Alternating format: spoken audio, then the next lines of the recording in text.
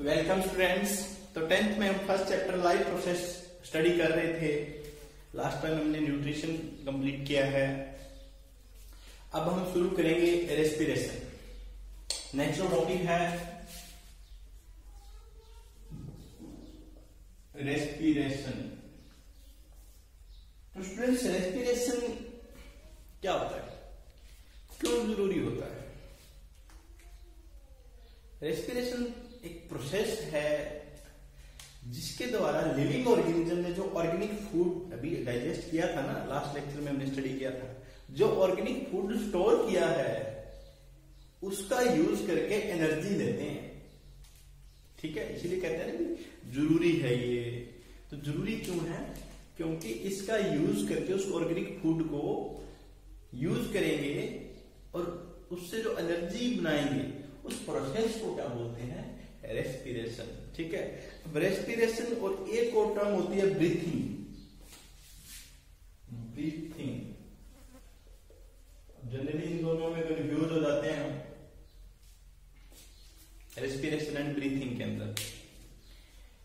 हम कहते सांस लेना, रेस्पिरेशन। ब्रीथिंग भी तो सांस लेना ही होता है, बट ऐसा होता नहीं है, ये सांस लेना नहीं है। ये पूरा वो प्रोसेस है जिसके द्वारा पूरी जो एनर्जी होती है, लिविंग ऑर्गेनिज्म एनर्जी लेता है, पूरा प्रोसेस करके एक सेलुलर प्रोसेस होता है रेस्पिरेशन। और ब्रीथिंग क्या है? एक फिजिकल प्रोसेस है। ब्रीथिंग में जैसे कि सांस लिया और छोड़ दिया, inhalation and exhalation, intake of oxygen और रिलीज ऑफ CO2, ये क्या है? ब्रीथिंग। और जो रेस्पिरेशन है ये क्या है? इनटेक किया ऑक्सीजन को, और जो ऑक्सीजन सेल तक गई, सेल के अंदर गई, सेल किसके हेल्प से जा रही है ऑक्सीजन? ब्लड की हेल्प से। जो अब आगे सर्कुलेटरी सिस्टम, जो ट्रांसपोर्टेशन पढ़ेंगे उसके अंदर स्टडी करेंगे। तो जब वो सेल के अंदर पहुंची ऑक्सीजन, वहां पे जो आपका ऑर्गेनिक फूड है स्टोर्ड होता है, उसको ब्रेक डाउन करती है और एनर्जी रिलीज करती है।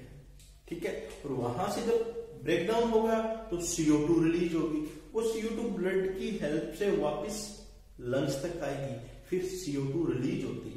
ये पूरा जो प्रोसेस होता है वो तो क्या है? रेस्पिरेशन है। और एक छोटा सा फिजिकल प्रोसेस है कि ऑक्सीजन लंग्स तक गई, CO2 लंग्स से बाहर आई। इस प्रोसेस को क्या बोलते हैं?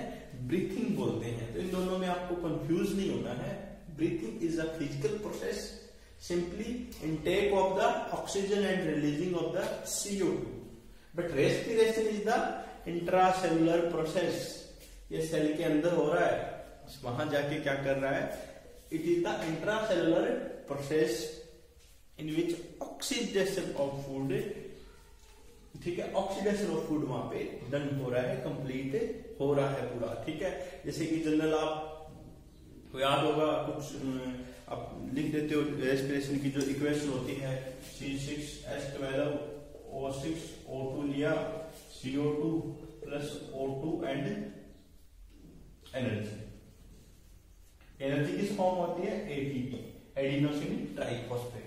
तो ये सेल के अंदर हुआ है, ये इंट्रा सेलुलर प्रोसेस है पूरा। ठीक है, तो ये पहले तो इन दोनों के अंदर आपने कंफ्यूज नहीं होना है, रेस्पिरेशन एंड ब्रीथिंग के अंदर। रेस्पिरेशन क्या है? इंट्रासेलुलर प्रोसेस है, और ब्रीथिंग एक रेस्पिरेशन का ही पार्ट है, जो कि एक फिजिकल प्रोसेस है, O2 लेने का और CO2 रिलीज करने का। अब रेस्पिरेशन की डेफिनेशन क्या हो सकती है? It is a process of living organism by which they oxidise the organic food to get energy. Organic food को वो क्या करते हैं? ऑक्सीडाइज करते हैं, एंड किसके लिए? एनर्जी देने के लिए। The process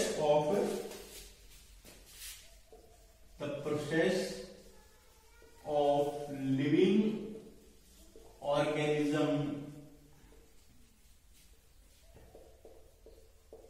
in which they oxidize the organic food to get energy। ठीक है, एनर्जी लेने के लिए फूड का ऑक्सीडेशन करते हैं, oxidation of organic food, organic food का ऑक्सीडेशन करते हैं, उस प्रोसेस को क्या बोलते हैं, रेस्पिरेशन बोलते हैं। ये सेल के अंदर होता है, ठीक है। और यहाँ पे जो एनर्जी रिलीज होती है वो माइटोकॉन्ड्रिया के अंदर स्टोर हो जाती है। माइटोकॉन्ड्रिया आपने 9th के अंदर सेल वाला चैप्टर पढ़ा था, तो वहां पे आया था पावर हाउस ऑफ सेल। वो एनर्जी जो एटीपी की फॉर्म होती है वो यहाँ स्टोर होती है, और जब बॉडी को जैसे जैसे जहां जहां पर जरूरत होती है ये एनर्जी बॉडी को प्रोवाइड कराता है अलग अलग प्रोसेस के लिए। तो ये रेस्पिरेशन होता है। क्या है? The process of living organism in which they oxidise the organic food to get energy. और भी अलग अलग इसकी डेफिनेशन हो सकती है। अब यहाँ पे क्या हो रहा है, ब्रेक डाउन हो रहा है ऑर्गेनिक फूड का, break down of the organic food, break down या और डेफिनेशन ये भी हो सकती है, down of the organic food. Organic food C6H12O6O2 लिया, इसमें भी O2 वाले में थोड़ा वो बताऊंगा, अभी कोई जरूरी नहीं भी, और ये O2 के बेसिस पे भी हो सकती है और बिना ऑक्सीजन भी हो सकती है, उसमें भी हम एरोबिक एंड एनारोबिक करेंगे तब आपको बताएंगे। तो O2 लिया, क्या हुआ, CO2H2O प्लस NH। तो स्टूडेंट्स यहाँ पे हो रहा है ब्रेक डाउन किसका, ऑर्गेनिक फूड का। तो आपने मेटाबॉलिज्म के बारे में पढ़ा होगा, एक पढ़ा होगा एनाबॉलिज्म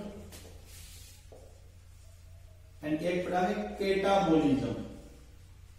केटाबॉलिज्म का मतलब होता है ब्रेक डाउन होना, एनाबॉलिज्म का होता है कुछ बनना, ठीक है। कोई चीज का जब मेकअप होता है, बनती है कोई चीज, ठीक है, उसको क्या बोलते हैं, एनाबॉलिज्म। और ब्रेक डाउन होता है, यहाँ पे क्या हो रहा है, ब्रेक डाउन हो रहा है।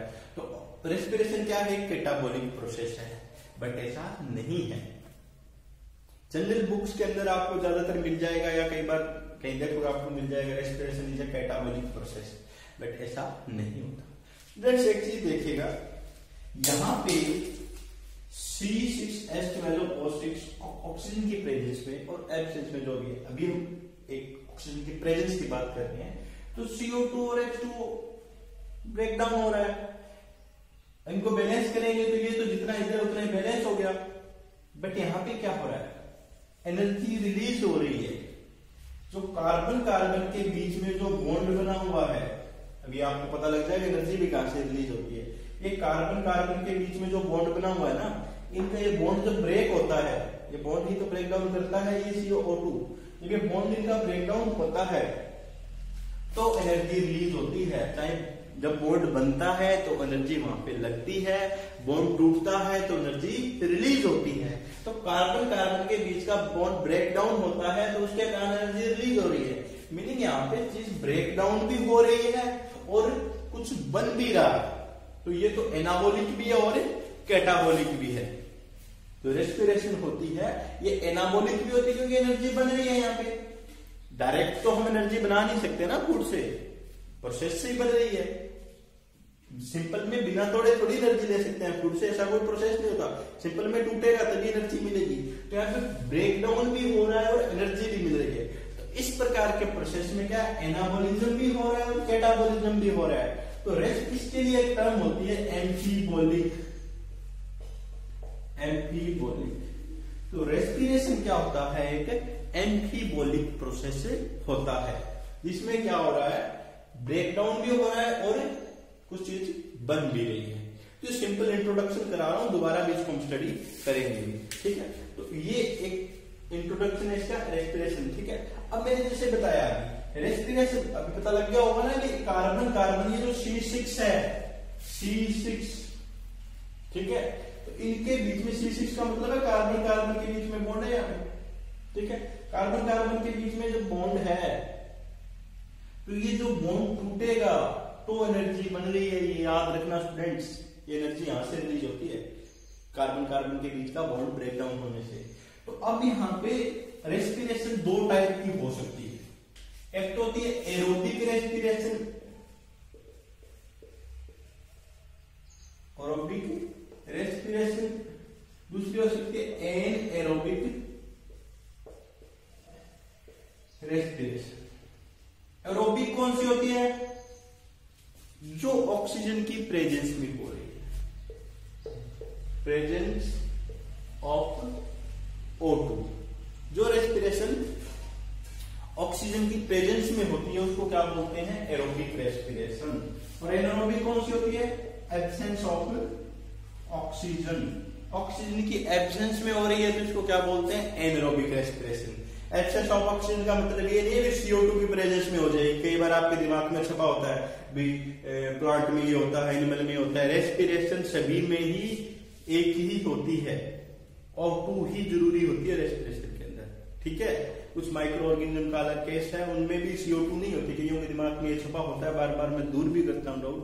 कुछ कहते हैं प्लांट CO2 लेते हैं, एनिमल O2 लेते हैं। प्लांट CO2 फोटोसिंथेसिस में लेते हैं, रेस्पिरेशन में कोई नहीं लेता। ये बात नोट कर लेना, ये रट्टा हमारे रखते दिमाग के अंदर, उस चीज को दूर कर लेना भी आप अपने भी। प्लांट CO2 कहाँ लेते हैं? फोटोसिंथेसिस में लेते हैं, रेस्पिरेशन में नहीं लेते, ठीक है। तो ये एक तो ऑक्सीजन की प्रेजेंस में हो सकती है, एक एब्सेंस में हो सकती है। कई लोग इसके एब्सेंस का सोचते हैं, एब्सेंस में जो हो रही है CO2 में होती है, ऐसा नहीं होता, ठीक है। तो इसको दिमाग में रखना, ये बिना किसी हो जाती है, सीधा डायरेक्ट ब्रेकडाउन हो जाता है। जब हम इसकी डिटेल पढ़ेंगे दोनों की तो हम स्टडी करेंगे। O2 की प्रेजेंस में हो सकती है, जैसे हमारे अंदर जनरली होती है। हमारे अंदर दोनों होती है, एरोबिक भी होती है और एनारोबिक भी होती है। जब हमारे को पूरी ऑक्सीजन मिल रही है, नॉर्मल वर्क कर रहे हैं, तो हमारे अंदर एरोबिक हो रही है। कई बार क्या है, जैसे रनर हुआ है, कोई एथलीट है या कोई प्लेयर है, वो खेल रहा है रेगुलर, लगातार कंटिन्यू खेल रहा है, उसको एनर्जी पूरी तरह से ऑक्सीजन उसकी बॉडी में नहीं जा रही है, ठीक है। और एनर्जी वो ज्यादा लगा रहा है, एनर्जी की उसको रिक्वायरमेंट ज्यादा है, तो क्या होने लग जाती है, उसके अंदर बहुत सारे पार्ट तक उसके अंदर क्या है, ऑक्सीजन पहुंचती नहीं है। ज्यादातर लोअर पार्ट में ये होता है। तो जब ये नहीं पहुंच पाती है तो वहां पे क्या होता है? एरोबिक रेस्पिरेशन स्टार्ट हो जाती है। होती कैसे है वो जो हम नेक्स्ट लेक्चर के अंदर इसको दोनों को डिटेल में पढ़ेंगे। तो आपके अंदर जो दिमाग में जो डाउट है रेस्पिरेशन और ब्रीथिंग के अंदर, ब्रीथिंग रेस्पिरेशन का एक पार्ट है, वो एक फिजिकल प्रोसेस है स्टूडेंट्स, याद रखना इस चीज को। और ये एक सेलुलर प्रोसेस और पूरा प्रोसेस है जिससे हमें एनर्जी मिलती है। और ये एक एम्फीबोलिक प्रोसेस है, कैटाबोलिक नहीं है, ये एम्फीबोलिक है ये। उसके अलावा एरोबिक एंड एनारोबिक, ठीक है। तो इसको एक बार आपने स्टूडेंट स्टडी करना है।